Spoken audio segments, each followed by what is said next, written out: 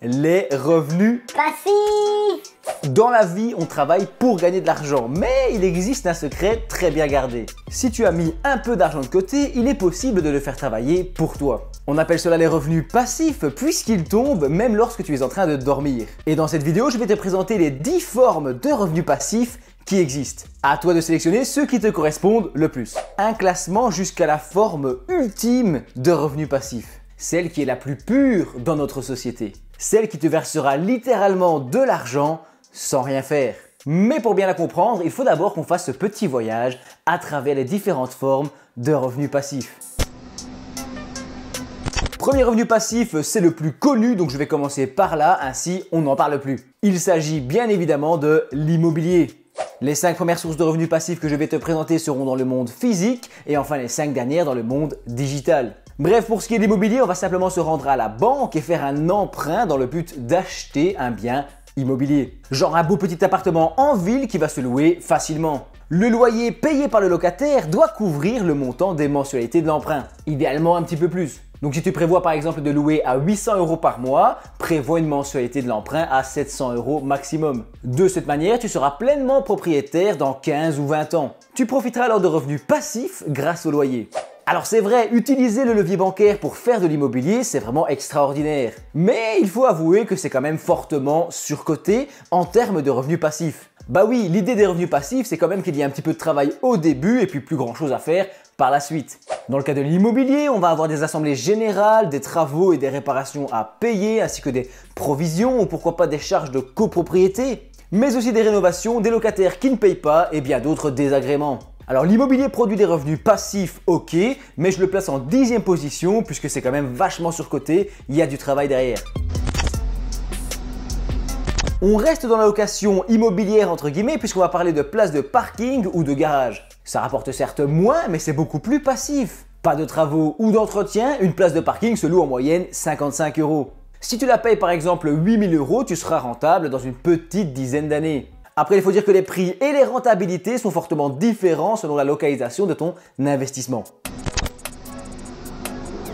On continue dans le domaine de la location physique avec la location de biens. C'est considéré comme un revenu passif puisque une fois la location lancée, eh bien, tu gagnes de l'argent en dormant. Ça peut être la location de sa voiture, de matériel ou d'une machine utile que les gens n'ont pas forcément envie d'acheter. Par exemple une bétonneuse. On a un bricoleur qui voudrait construire un muret.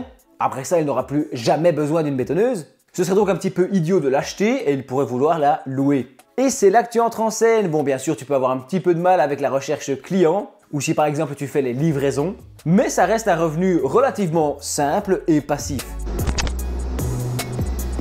Dernière source de revenus liée à la location et puis promis, j'arrête, il s'agit des espaces publicitaires. Si ta maison est bien située d'un point de vue marketing de passage, eh bien certaines entreprises peuvent être intéressées par une affiche sur ta façade. Enfin non, pas sur ta façade, au-dessus de la porte d'entrée, je parle bien sûr de la façade latérale. Les marques pourraient être intéressées à te payer pour afficher une publicité et il faut savoir que c'est elles qui s'occupent de tout, administratif, installation et choix des publicités. Franchement, en matière de location, on ne peut pas faire beaucoup plus passif. C'est très variable et tu peux espérer entre 40 et 400 € par mois. Tout dépendra de l'emplacement de ton bien. Et si ta maison n'est pas intéressante pour les marques, alors pourquoi pas louer des espaces publicitaires sur ton véhicule? En général, les marques demandent simplement que tu aies une voiture récente et surtout en bon état. Mais ce qui leur ferait le plus plaisir, c'est évidemment que tu fasses beaucoup de déplacements et idéalement en ville, pour qu'un maximum de personnes voient ta publicité. Tu peux espérer environ 50 € pour un vinyle à poser sur la lunette arrière, plus de 100 € pour les portes et voire 300 € pour la voiture complète. Alors si tu es jeune ou que la voiture c'est pas un truc très important pour toi, pourquoi pas analyser cette possibilité, ça peut franchement valoir la peine. Bon, celui-ci est assez fun et il faut dire très passif. Il s'agit de l'achat-revente d'objets de collection. À ton avis, est-ce que tous les nouveaux riches deviennent subitement amateurs d'art? Parce que c'est bien connu que ceux qui ont beaucoup d'argent ont généralement des œuvres d'art ou des tableaux hors de prix. Eh bien laisse-moi t'apprendre que ce qui les intéresse la plupart du temps, c'est la plus-value. Tu cherches un tableau d'un artiste célèbre et idéalement décédé, comme ça il ne sortira plus de tableau et l'offre sera limitée. Tu achètes le tableau 200 € et tu le vends 600 € dans plusieurs années.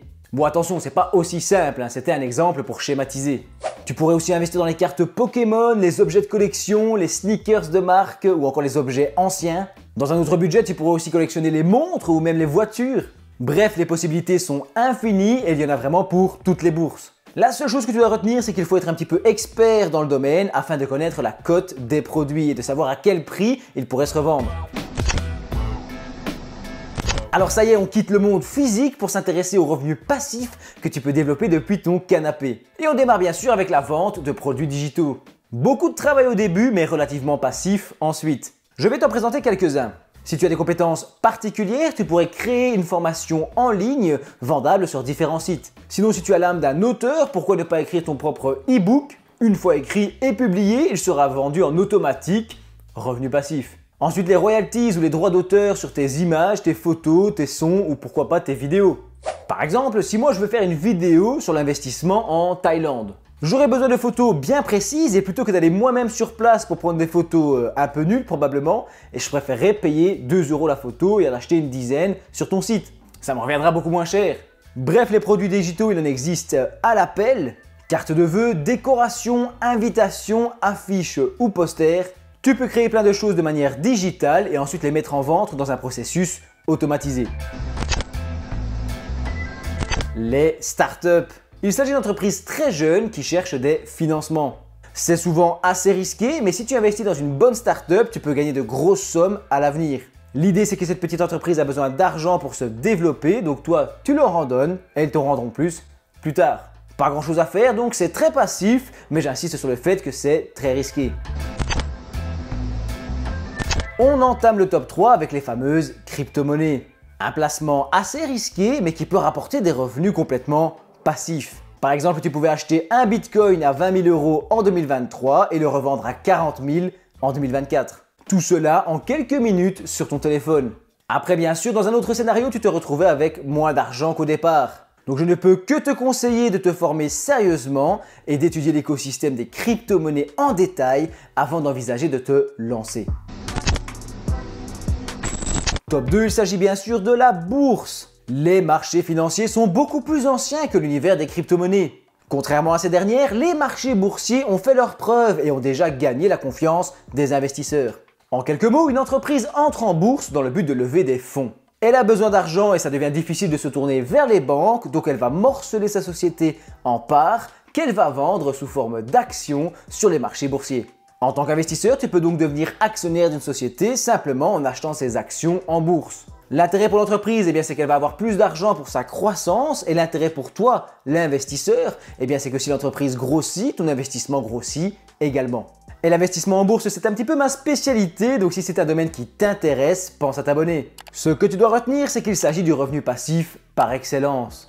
Par exemple, si tu avais acheté une action Apple en 2019 pour 40 $, tu pouvais la revendre plus de 180 $ en 2024 et donc multiplier ton argent par 4. Si tu avais investi 10 000 €, c'est 40 000 € que tu aurais dans ton portefeuille.